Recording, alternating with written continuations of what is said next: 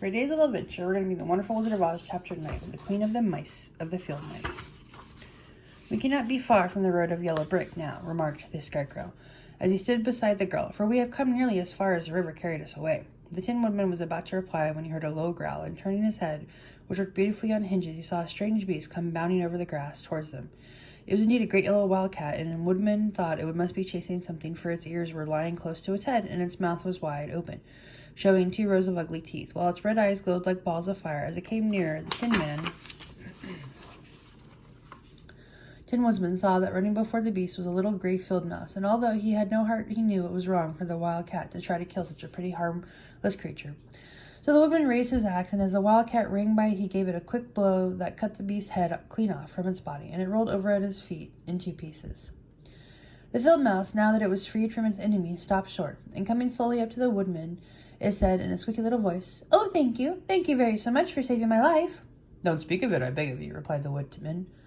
"I have no heart, you know, so I am careful to help all those whom may need a friend, even if it happens to be only a mouse." "Only a mouse?" cried the little animal indignantly.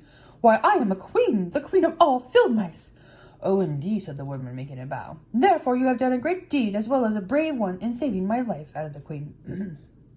At that moment, several mice were running up as fast as their little legs could carry them, and when they saw their queen, they exclaimed, "Oh, your majesty, we thought you would be killed. How did you manage to escape the great wildcat?" And they all bowed so low to the little queen that they almost stood upon their heads. "This funny little tin man," she answered, "killed the wildcat and saved my life. So hereafter you must all serve him and obey his slightest wish." "We will," cried all the mice in shrill chorus.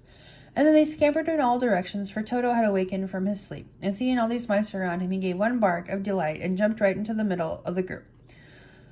Toto had always loved to chase mice when he lived in Kansas, and he saw no harm in it now. But the Tin Woodman got the dog in his arms and held him tight, while he called to the mice, come back, Toto shall not hurt you." At this, the queen and the mice stuck her head out from a clump of grass and asked in a timid voice, "Are you sure he will not bite us?" "I will not let him," said the Tin Woodman, "so do not be afraid." One by one, the mice came creeping back, and Toto did not bark again, although he tried to get out of the Woodman's arms, and would have bitten him had he not known very well he was made of tin. Finally, one of the biggest mice spoke. "Is there anything we can do," it asked, "to repay you for saving the life of our queen?" "Nothing that I know of," answered the Woodman, but the Scarecrow, who had been trying to think but could not because his head was stuffed with straw, said quickly, "Oh yes, we can save our friend the Cowardly Lion who was asleep in the poppy bed." "A lion?" cried the Queen. Why, he would eat us all up." "Oh no," declared the Scarecrow. "This lion is a coward." "Really?" asked the mouse. He says so himself," answered the Scarecrow, "and he would never hurt anyone who is our friend. If you'll help us save him, I promise that we shall treat you all with kindness." "Very well," said the Queen. "We will trust you. But what shall we do?" "Are there many of these mice which call you queen? Are you willing to obey you?" "Oh yes, there are thousands," she replied. "Then send for them all to come here as soon as possible, and let each one bring a long piece of string." The Queen turned to the mice that attended her, and told them to go at once and get all her people. As soon as they heard the orders, they ran away in every direction as fast as possible. "Now," said the Scarecrow to the Tin Woodman, "you must go to those trees by the riverside and make a truck that will carry the lion." So the Woodman went at once to the trees and began to work, and he soon made a truck out of the limbs of trees, from which he chopped away all the leaves and branches. He fastened together with wooden pegs and made the 4 wheels out of short pieces of big tree trunk. So fast and so well did he work that by the time the mice began to arrive, the truck was all ready for them. They came from all directions, and there were thousands of them. Big mice and little mice and middle-sized mice, and each one brought a piece of string in his mouth. It was about this time that Dorothy woke from her long sleep and opened her eyes. She was greatly astonished to find herself lying upon the grass with thousands of mice standing around and looking at her timidly. But the Scarecrow told her about everything, and turning to the dignified little mouse, he said, "Permit me to introduce you to Her Majesty the Queen." Dorothy nodded gravely, and the Queen made a curtsy, after which she became quite friendly with the little girl. The Scarecrow and the Woodman now began to fasten the mice to the truck, using the strings they had bought. One end of a string was tied around the neck of each mouse, and the other end to the truck.